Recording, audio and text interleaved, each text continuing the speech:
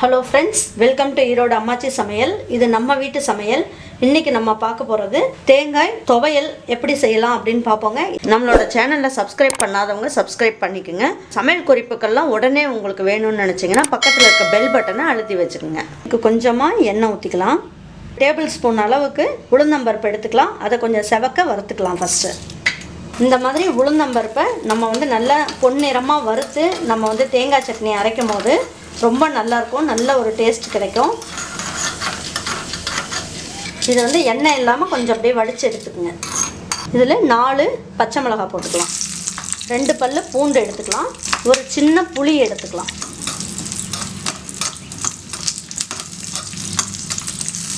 இதையும் எடுத்து வச்சுக்குவோம்.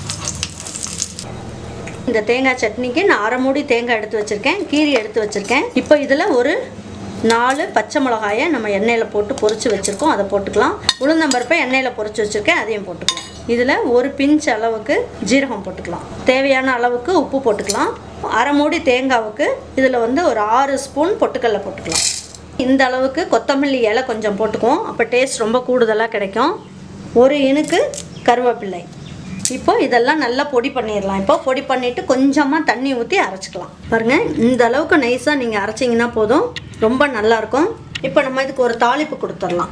பாருங்கள், தாளிக்கிறதுக்கு தேவையான அளவுக்கு எண்ணெய் ஊற்றியிருக்கேன். நான் இப்போ ஒரு 1/2 ஸ்பூன் கடுகு போட்டிருக்கேன். உளுந்தம்பருப்பு 1 ஸ்பூன் அளவுக்கு போட்டிருக்கேன். இதை போட்டுக்கலாம். ஸ்டவ்வை கொஞ்சம் ஸ்லோவாக வச்சுக்குவோம். இப்போ ஸ்டவ்வை ஆஃப் பண்ணிடலாம். இப்போ ஒரு இனுக்கு கருவேப்பிலை போட்டுக்கலாம். கொஞ்சமாக கொத்தமல்லி இலை.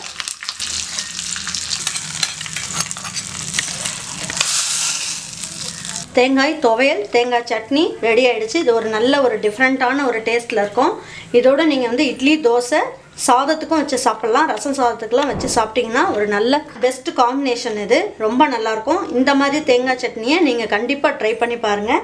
ட்ரை பண்ணி பார்த்துட்டு உங்களுக்கு பிடிச்சதுன்னா லைக் பண்ணுங்கள், ஷேர் பண்ணுங்கள், சப்ஸ்கிரைப் பண்ணுங்கள். மறந்துடாமல் கமெண்ட்ஸ் பண்ணுங்கள். தேங்க்யூ ஃபார் வாட்சிங் ஈரோடு அம்மாச்சி சமையல். தேங்க்யூ.